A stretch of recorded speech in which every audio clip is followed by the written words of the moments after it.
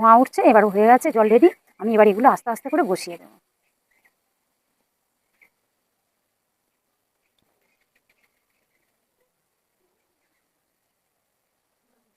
করা থালা হলে আরও সুন্দর হয়, সমান হয়ে বসে।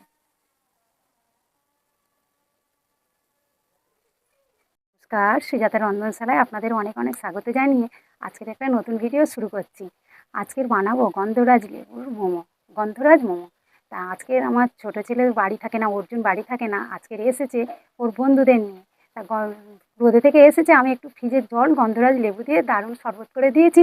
বলছে মা এই গন্ধরাজ লেবু দিয়ে এই এত সুন্দর সেন্ট, একটা কিছু বানাও। তা আমার মাথায় এলে যে আমি তাহলে ওর জন্য মোমো বানাই, গন্ধরাজ মোমো। তা চলুন আজকে সেই ভিডিওটা আপনাদের সঙ্গে শেয়ার করি। তার জন্য আমি প্রথমে ময়দাটা মেখে নেব।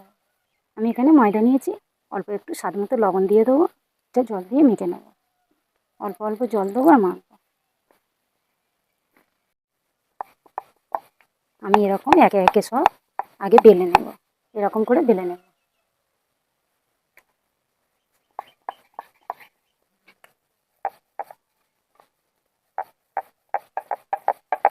বেলা হয়ে গেছে, আমি এবার উনুন ধরিয়ে জল গরম বসাবো। উনুন ধরিয়ে নিয়েছি, জল গরম বসিয়ে দিয়েছি। এবার আমি মাংসটা রেডি করব। আমি গন্ধরাজ লেবুর এই পিছনের সবুজ অংশটা, এটা আমি একটু গা চিমটে দিয়ে দেবো। আমি এই সবুজ অংশটা নেবো, এই সাদাটা নেবো না, সাদাটা নিলে তিতো হবে।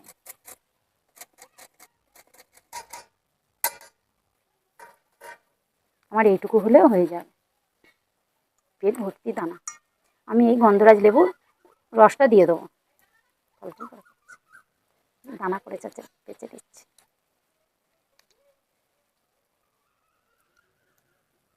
এবার খোসাগুলো দিয়ে দেবো, গন্ধরাজ লেবুর খোসাগুলো। কাঁচা লঙ্কা কুচি দেবো, কুচনো কাঁচা লঙ্কা নিয়েছি, আপনারা স্বাদ মতো নেবেন। আমি এখানে 500 গ্রাম মাংস নিয়েছি, সলিড মাংস। আর এখানে পেঁয়াজ নিয়েছি পরিমাণ মতো।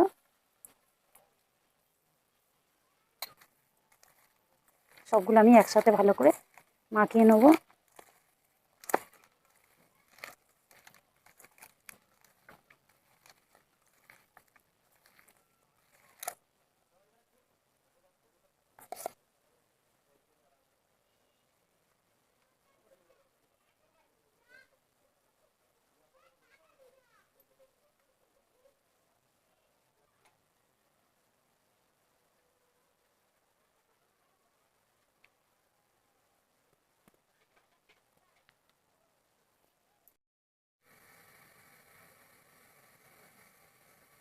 ধোঁয়া উঠছে, এবার হয়ে গেছে জল রেডি।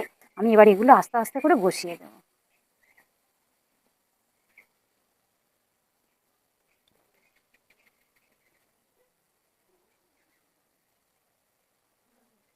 করা থালা হলে আরও সুন্দর হয়, সমান হয়ে বসে।